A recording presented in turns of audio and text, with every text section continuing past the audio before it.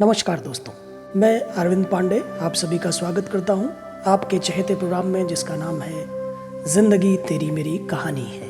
यानी आपकी व हमारी कहानियों की एक अनूठी श्रृंखला जो आपको हताशा, निराशा और नेगेटिविटी से दूर लेके जाती है एक खूबसूरत दुनिया में जहां पे उम्मीदें हैं, आशाएं हैं और सपने हैं। जैसा कि आप सभी जानते हैं, ये इनिशिएटिव है दीक्षा स्टूडियो के ओनर पुनीत ओहरी और अमन ओहरी जी का।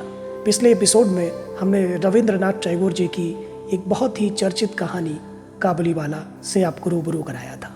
वो एक लंबी कहानी है जिसे एक एपिसोड में समा पाना मुश्किल था। तो पेश है काबुलीवाला का दूसरा और अंतिम भाग। शुरू करते हैं। मैंने द्वार से बाहर निकलकर सिपाही को रोक लिया। पूछा, क्या बात है? कुछ सिपाही से और कुछ रहमत से सुना कि हमारे एक पड़ोसी ने रहमत से रामपुरी चादर खरीदी थी। उसके कुछ रुपए उसकी ओर बाकी थे जिन्हें देने से उसने साफ इनकार कर दिया।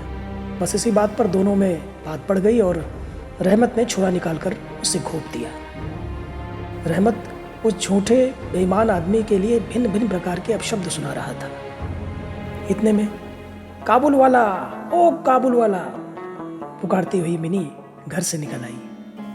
रहमत का चेहरा क्षण भर में कौतुक हास से चमक उठा।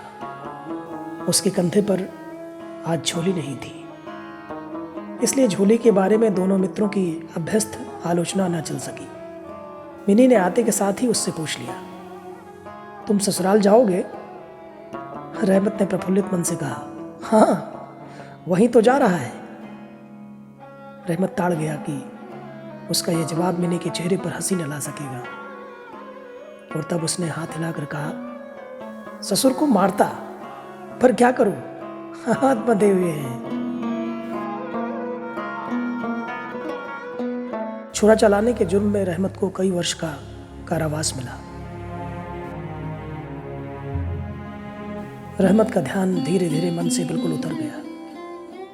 हम लोग अब अपने घर में बैठकर सदा के अभ्यस्त होने के कारण नित्य के काम धंधों में उलझे हुए दिन बिता रहे थे। एक स्वाधीन पर्वतों के बीच घूमने वाला इंसान कारागार की प्राचीरों के अंदर कैसे वर्ष काट रहा होगा, ये बात हमारे मन में कभी उठी ही नहीं। चंचल मिली का आचरण तो और भी लज्जाप्रद था।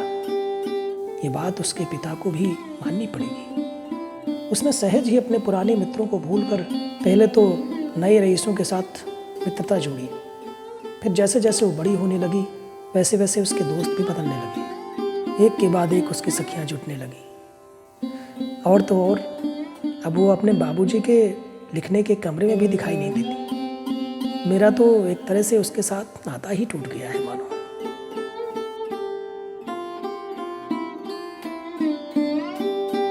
कितने ही वर्ष बीत गए। वर्षों बाद आज फिर शरद ऋतु आई है। मिनी की सगाई की बात पक्की हो गई है। पूजा की छुट्टियों में उसका विवाह हो जाएगा। कैलाश वासिनी के साथ साथ अब की बार हमारे घर की आनंदमयी मिनी भी माँ बाप के घर में अंधेरा करके ससुराल चली जाएगी। सवेरे से घर बवंडर बना हुआ है। हर समय आने जाने वालों का तांता बंधा हुआ है।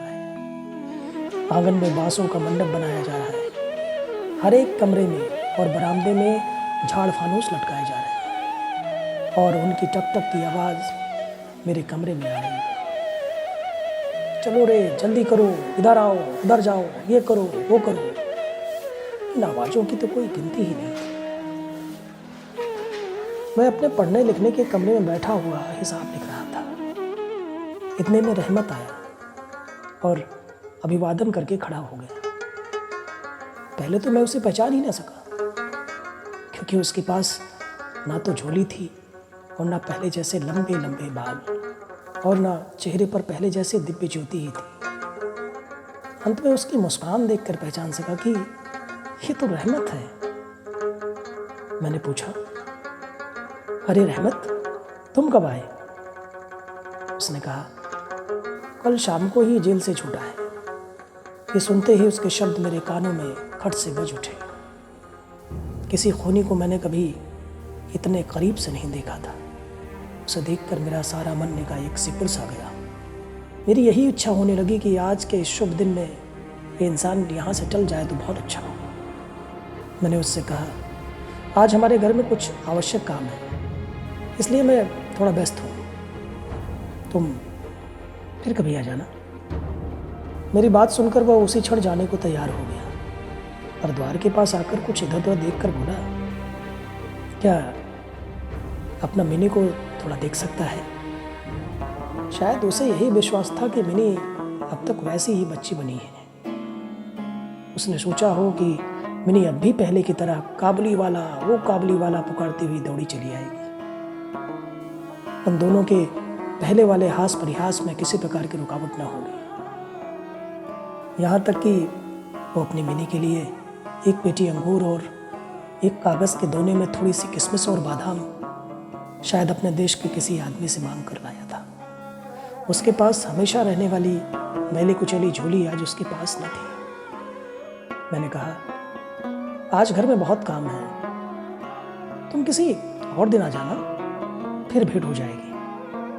मेरा उत्तर सुनकर वो कुछ उदास सा हो गया।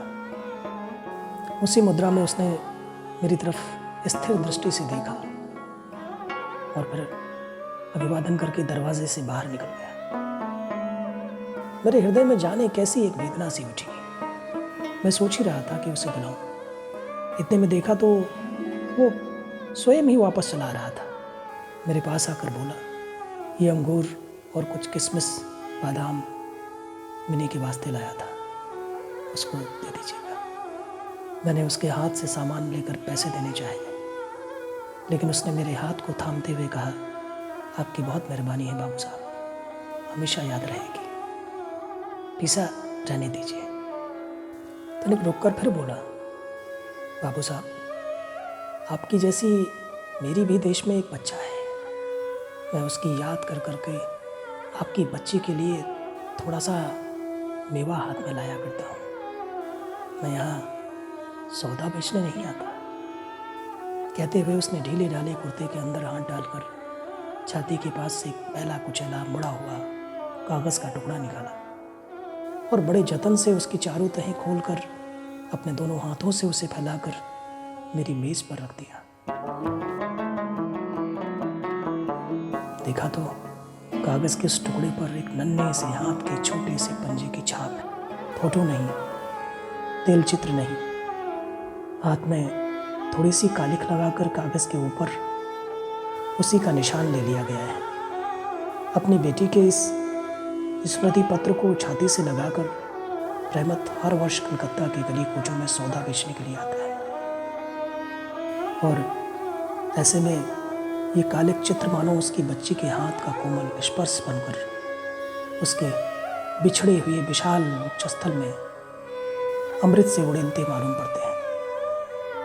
ये देखकर मेरी आंखें भर आई और फिर मैं इस बात को बिल्कुल ही भूल गया कि वो एक मामूली काबुली मेवा वाला है और मैं एक उच्च वंश रईस। मुझे ऐसा लगने लगा कि जो वो है वही मैं हूँ। वो भी एक बाप है और मैं भी। उसकी पर्वत वासिनी छोटी बच्ची की निशानी मेरी ही मिनी की याद दिलाती है। मैंने तत्काल ही मिनी को बाहर बुलवाया। हालांकि इस पर अंदर घर में आपत्ति की गई, पर मैंने उस पर कुछ भी ध्यान नहीं दिया। विवाह के वस्त्रों और अलंकारों से लिपटी हुई बेचारी मिनी मारे लज्जा के सिकुड़ी हुई मेरे पास आकर खड़ी हो गई। इस अवस्था में मिनी को देखकर रहमत एकदम सकपका गया। वो मिनी से पहले जैसी वार्तालाप न कर सका। बाद में हंसते हुए बोला, लल्ली, सास के घर जा रही है क्या? मिनी अब सास का अर्थ समझने लगी थी, अतः अब उससे पहले की तरह उत्तर देते न बना। रहमत की बात सुनकर मारे लज्जा के उसके कपोल लाल हो उठे। उसने मुंह फेर लिया। मुझे उस दिन की याद आई जब रहमत के साथ मिनी का प्रथम परिचय हुआ था। मन में एक पीड़ा की लहर दौड़ गई। मिनी के चले जाने के बाद एक गहरी सांस लेकर रहमत फर्श पर बैठ गया। शायद उसकी समझ में ये बात एक साफ हो गई थी कि उसकी बेटी भी इतने दिनों में बड़ी हो गई होगी और उसके साथ भी उसे एक नई जान पहचान करनी पड़ेगी। संभवतः वो उससे पहले जैसी नहीं पाएगा। इन 8 वर्षों में उसका क्या हुआ होगा, कौन जाने।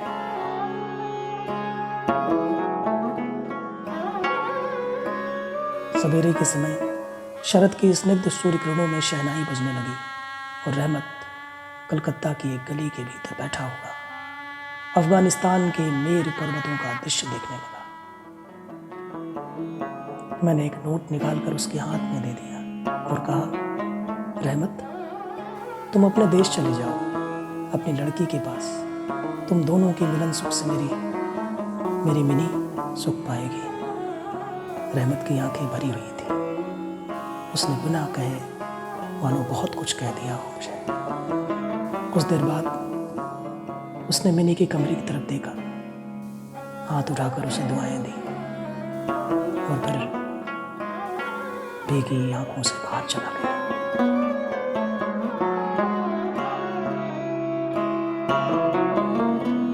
तो ये थी कहानी काबुली वाला। आप सब में से बहुत सारे लोगों ने इसको पढ़ा होगा, बहुत सारे लोगों ने इस पर बनी फिल्में देखी होंगी। लेकिन आप इस कहानी को चाहे जितनी बार पढ़िए, जितनी बार देखिए, चाहे जितनी बार सुनिए, हमेशा ये कहानी दिल की गहराइयों तक अपना असर छोड़ती है। हमें उम्मीद है कि पिछली कहानियों की तरह, पिछले एपिसोड्स की तरह ये एपिसोड भी आपको बहुत पसंद आएगा। अगर पसंद आए तो इसे शेयर करें, अपने कमेंट्स लिखें और इसे लाइक करना ना भूलें। मित्रों, ज़िंदगी तेरी मेरी कहानी है। जी हाँ, हमारी ज़िंदगी भी हमारी कहानियों की जैसी है और हमारी कहानियाँ भी हमारी ज़िंदगी की जैसी है। इसी वादे के साथ, इसी उम्मीद के साथ कि कोविड के इस दौर में आप सारी सावधानियाँ बरत रहे होंगे। अपने परिवार, अपने इष्ट मित्रों, अपने सपनों के लिए अपना ख्याल रखिए, क्योंकि आप हैं तो आपका परिवार है, आपके अपने हैं। इसलिए सुरक्षित रहें, ध्यान रखें। धन्यवाद।